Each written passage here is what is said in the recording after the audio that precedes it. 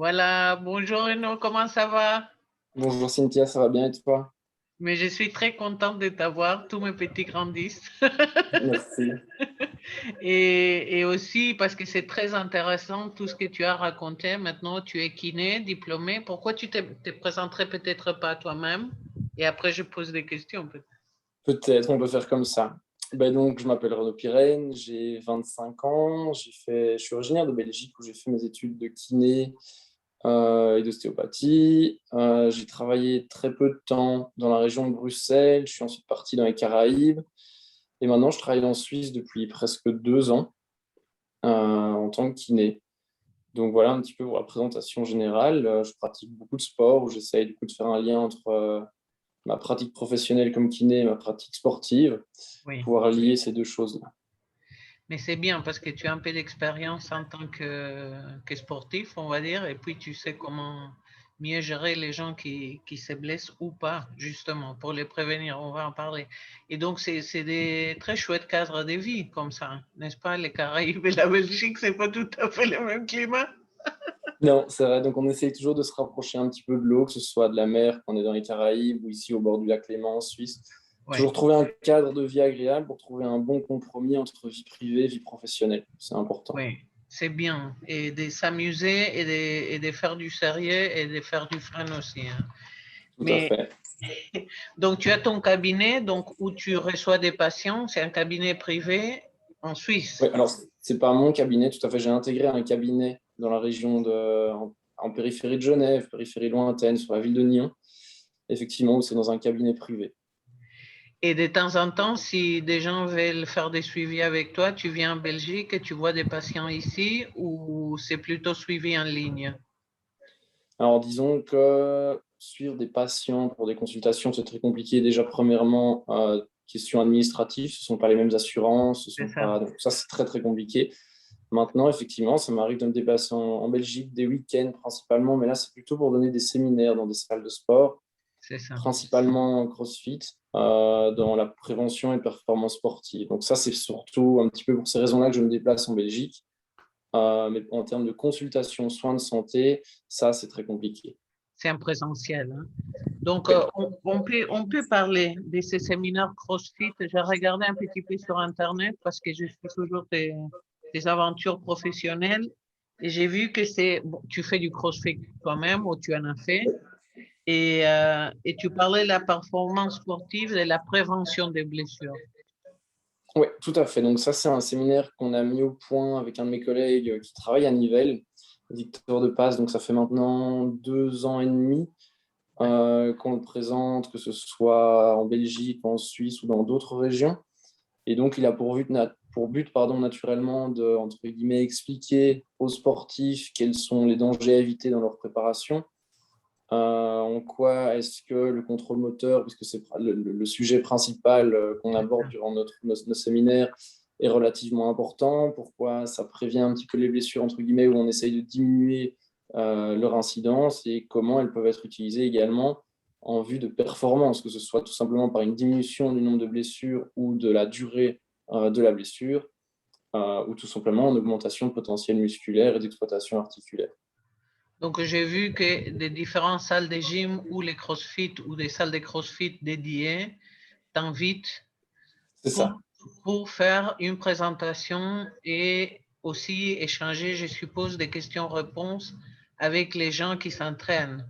C'est ça. Donc, nous, on a un PowerPoint déjà prêt, entre guillemets, avec une certaine base.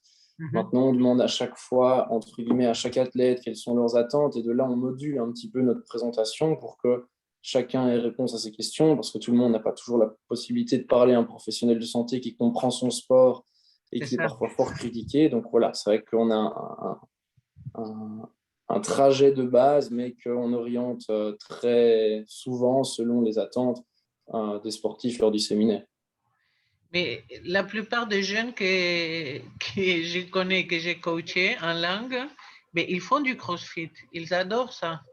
Donc, je pense que ça prend un petit peu plus d'ampleur en Belgique. Il y a quelques années, c'était méconnu et maintenant, c'est de plus en plus recherché, je pense. Une activité où on se dépense. Disons que maintenant, ça fait quand même une bonne grosse quinzaine d'années que c'est connu dans le milieu sportif, mais effectivement, ça fait une petite dizaine d'années que c'est connu de tout le monde, entre guillemets. Il y a une petite dizaine d'années, quand on disait qu'on faisait du CrossFit, les gens, on devait toujours expliquer ce que c'était. Oui, Maintenant, entre guillemets, c'est connu du grand public. Et donc, effectivement, je pense que maintenant, on compte plusieurs milliers, plusieurs dizaines de milliers de salles, alors qu'au début des années 2000, on en comptait une petite centaine, une grosse centaine, probablement. et bien voilà, j'espère que tous mes petits partout qui verront ça et qui peut-être n'ont pas déjà eu, je pense pas, parce que je pense que tu es le seul comme ça à te déplacer pour faire des séminaires sur les sports précisément, mais t'inviteront et prendront contact. On va mettre tes données de toute façon comme référence pour que les gens puissent te retrouver.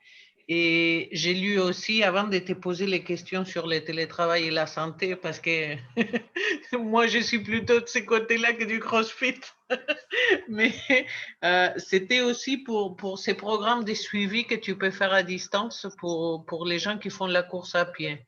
Parce que pendant toute cette période de confinement, beaucoup de gens, pour sortir, ont commencé à marcher ou à courir et se font du mal parce que on n'est pas entraîné, on ne sait pas comment faire. Non, tout à fait. Donc ici, en fait, j'ai mis deux choses au point concernant les entraînements. Donc effectivement, j'avais mis au point lors du premier confinement une programmation progressive tenant compte un petit peu des blessures de chacun. Donc ça se passait par un entretien en visio pour comprendre un petit peu les objectifs, les craintes et les attentes du sportif lors de son entraînement en course à pied. C'est quelque chose qui, entre guillemets, diminue avec le temps, le nombre d'entraînements que je donnais via ce système-là, étant donné qu'on a eu un gros boom de la course à pied puisque tout était fermé, et puis qu'ici, depuis quelques mois, tout le monde reprend un petit peu ses activités. Donc ça, c'était vraiment une parenthèse pour nourrir ce besoin que les gens avaient. Et donc maintenant que toutes les salles ont réouvert, ben, on a une diminution du nombre de coureurs. Donc je suis retourné sur le projet initial que j'ai, où je travaille également en collaboration avec mon collègue de Nivelles, où en fait on est en train de créer du coup une application de stimulation musculaire, de contrôle moteur, de force en fin d'amplitude, pour préparer en fait les athlètes à leur séance de CrossFit ou tout simplement à un entretien général en termes de mobilité et de contrôle moteur principalement. Donc ça, c'était vraiment les deux gros projets entre guillemets qui ont été mis sur pied dans l'accompagnement sportif. Mais c'est déjà pas mal, moi je trouve, hein, c'est énorme. C'est pas Comme mal. c'est pas mal du tout. Et puis on arrive donc au télétravail et santé. Quand j'ai vu les liens vers ton livre, déjà j'étais hyper fière parce que c'est comme ça de tous mes Merci. anciens qui déploient ses ailes partout. Mais en fait, moi je pense que par message interposé, tu savais, il y a 2 ans, j'ai eu un accident sur l'autoroute en Belgique. On m'a frappé à 3 reprises. Donc j'étais voiture de tête. Et depuis, donc, je remercie Pascal Bian, qui est mon ostéopathe et kiné au Brabant Wallon, qui me suit et qui me ramène à la vie à chaque fois. Et aussi, une fois, j'étais traitée en Argentine par, je lui fais un coucou, Gabriela Hunt, qui est aussi merveilleuse, qui a fait retourner les liquides céphalo-rachidiens pour qu'il circule et que la commotion cérébrale se calme un peu. Donc, depuis, j'ai un traitement hein, avec Pascal ici en Belgique et petit à petit, on travaille les différentes couches des impacts. Et à un moment, la pandémie a commencé. Et après les traitements, on discutait de combien c'était difficile. Moi, personnellement, j'ai dû acheter, tu ne la vois pas maintenant parce que j'ai mis un fond d'écran, mais une chaise gamer pour donner les cours à distance, moi, et je ne travaille qu'à 50%. Et je vois la plupart de mes étudiants n'ont pas de chaises adaptées. Et parfois, même travaillant pour des boîtes, ils n'ont pas pu ramener, et parfois ils ont pu, après quelques mois, ramener leurs chaises de bureau à la maison, mais maintenant que ça va être hybride, donc on discutait de tout ça parce que je me rends compte où combien c'était nécessaire pour moi, qui ne suis pas à 100% encore, et en voyant mes étudiants pendant les heures de travail et des cours être dans des chaises, des salles à manger. C'est pas prévu pour ça, c'est pas prévu d'être assis autant d'heures. Ils ont des douleurs et du mal partout. Et j'ai discuté avec Pascal et il m'a parlé justement de la posturologie. Et c'est l'un des points dans ton livre, non? Télétravail et santé, soulager votre quotidien, que tu as écrit avec un collègue, si je ne Oui, me tout trompe. à fait. Donc ça, je pense que le livre, il est sorti pas très très loin de la fête du travail, donc C'est ça, au courant du mois en de mai mai. dernier, hein? Oui, Et on a voulu, cette idée d'écrire ce livre, elle est venue principalement parce qu'au cabinet, j'ai deux types de patients, soit des sportifs qui viennent suite à des blessures traumatiques ou de surutilisation, et deuxièmement, des patients qui sont dits entre guillemets actifs, mais qui entre guillemets subissent leur immobilité au travail. Donc on a écrit ce livre en pointant principalement trois domaines où on parle de l'ergonomie, on parle de la posturologie, on parle de l'activité physique.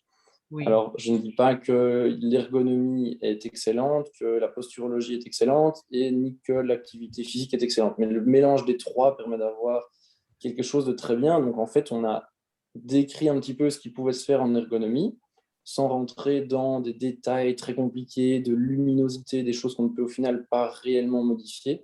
On a oui. juste donné des règles de base pour, entre guillemets, être confortable.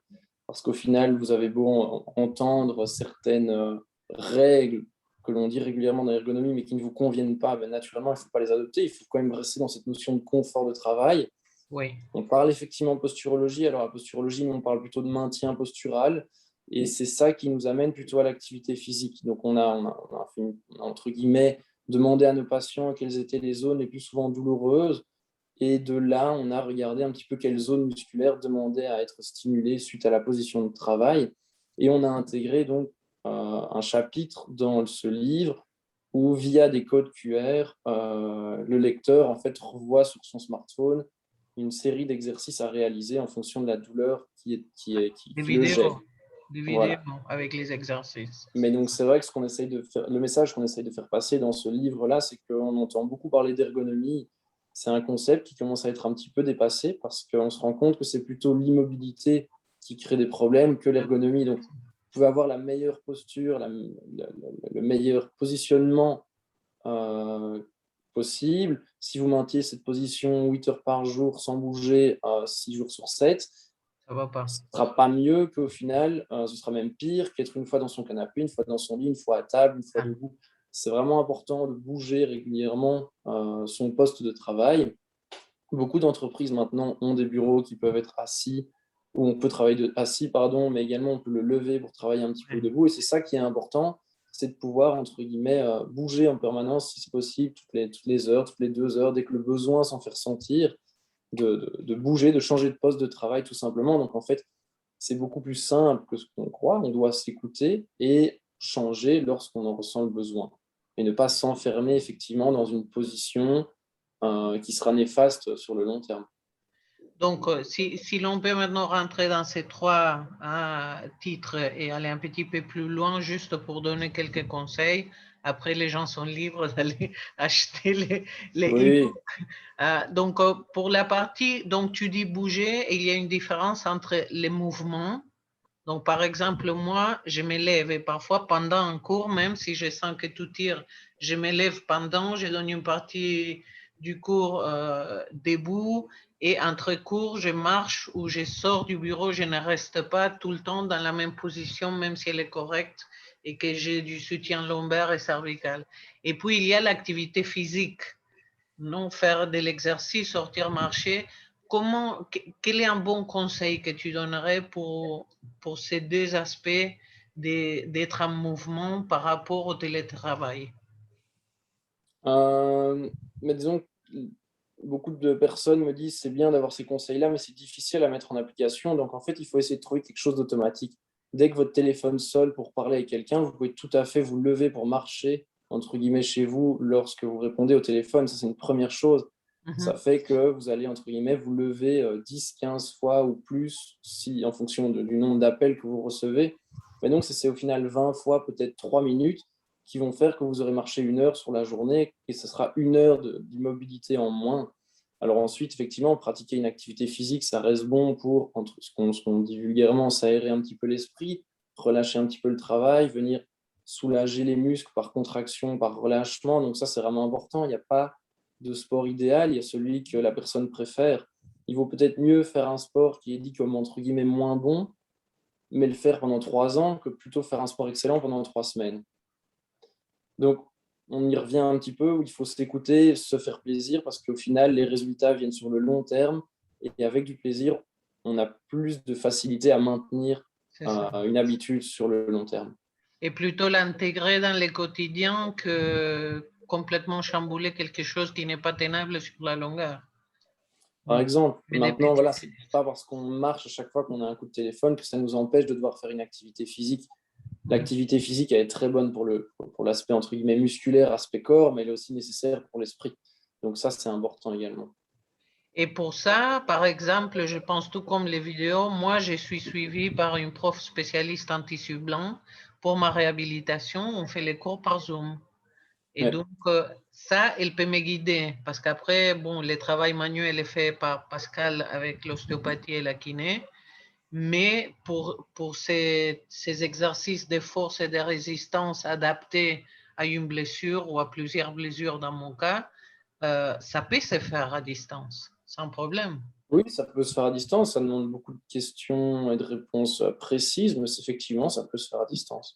Oui. Et si possible, parfois, il peut y avoir un entretien en présentiel et après un suivi à distance. Bien C'est sûr, c'est faisable. même mieux. C'est même mieux C'est d'avoir un ça. premier entretien en présentiel. Mais bon, ici, c'était pas tout à fait possible pendant un petit moment. Mais bon. Et donc, quand tu parles d'ergonomie, l'ergonomie, moi, je la relie aux meubles plutôt. Donc, Oui, c'est pas tout à fait faux. C'est effectivement, on va parler plutôt table, chaise, écran, et taille distance, d'écran pour n'est-ce pas? éviter la fatigue visuelle, la distance, où placer ses documents. Au final, est-ce qu'un clavier ergonomique est nécessaire?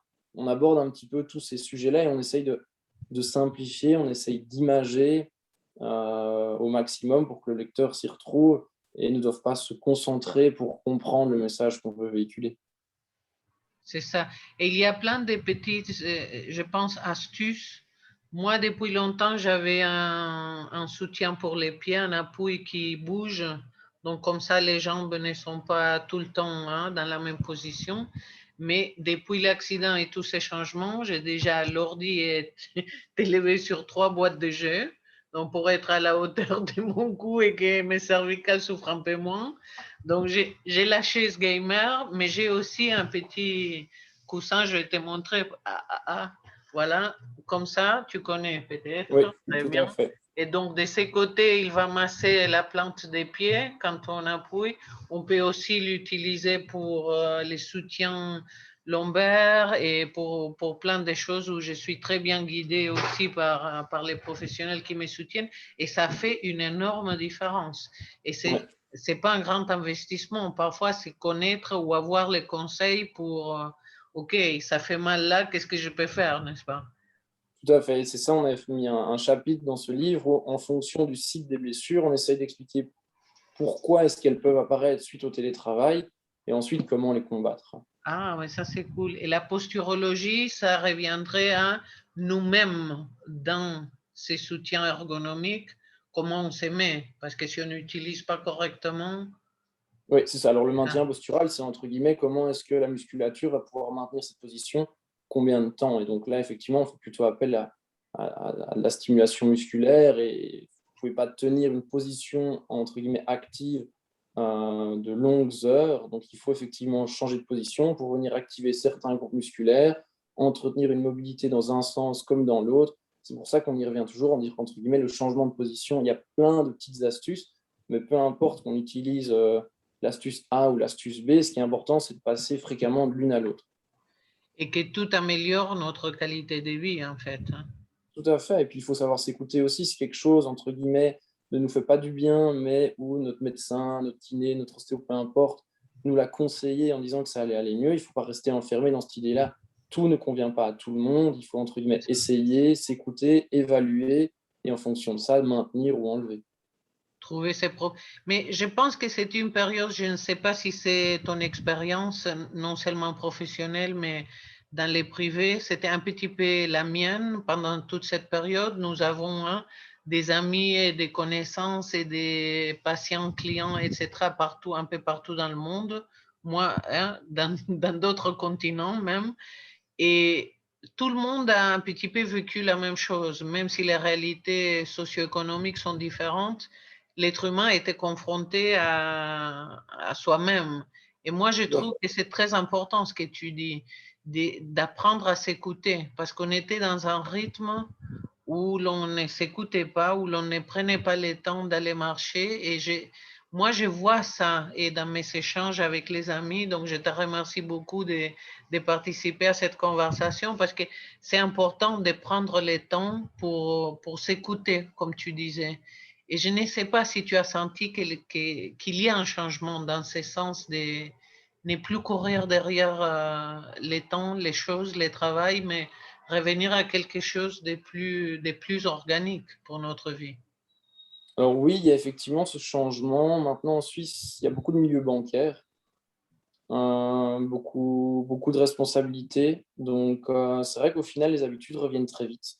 Et je pense qu'on n'est pas loin, en tout cas concernant ma patientèle, on n'est pas loin de retrouver la course après le temps qu'on avait déjà il y a 2 ans. Donc, pendant tout un petit temps, on a eu cette adaptation où les gens voulaient d'abord prendre soin d'eux et ensuite travailler. Il a fallu quelques mois pour au final que Oublier des bons gestes. Et tu penses que tout le monde va réagir comme ça? Parce que moi, j'ai bon espoir. En tout cas, pour ma propre vie, j'étais déjà à l'écoute de moi-même. Et bon, quand on gère sa propre activité, on peut un peu aussi gérer ses horaires et autres. Bah, finalement, on travaille beaucoup plus en tant qu'indépendant, mais j'étais à l'écoute de mes besoins. Mais ici, c'était tellement fort que je pense qu'il y a un changement plus profond qui s'est produit et j'espère que ça ne va pas être oublié et qu'on va retourner à la folie d'auparavant. Parce que ce serait dommage si effectivement c'est c'est ça, hein, oublié. Maintenant, je pense que voilà, on n'a pas toujours le choix. Donc, si on c'est ça. arrive à retenir un petit peu, je pense que ça serait effectivement bien pour la majorité du monde. Oui, parce que moi, la Suisse, les rythmes fous de la Suisse ne me semblent pas être comparables, par exemple, au rythme fou des États-Unis. Donc, Non, Donc, je pense qu'il y a déjà une qualité de vie qui est intégrée, même si c'est la course folle, c'est quand même toujours beaucoup plus au ralenti, n'est-ce pas? Moi, j'espère qu'en Belgique, on ne va pas oublier d'aussitôt. J'espère. j'espère aussi. On verra ta patientèle. Génial. Mais je pense que moi, de tout ce que je voulais te demander, j'ai Ouais. posé la question. Est-ce que toi, tu as partagé tout ce que tu voulais partager? Je pense que oui, tu as bien posé les questions, j'ai dit ce que je pensais dire, donc moi, oui, c'est tout bien. Tu as vu, j'étais presque une journaliste, hein. C'est vrai.